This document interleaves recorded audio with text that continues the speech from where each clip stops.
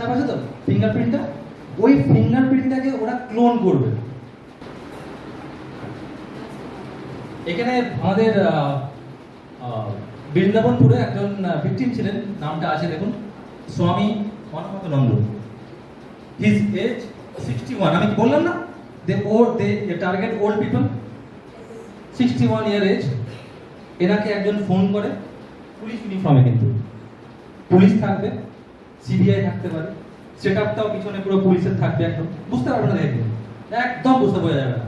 Indian flag থাকবে, কিন্তু তাদের একটা নর্মাল একটা ছোট রুমের মধ্যে ভালো সেট আপ করা থাকবে।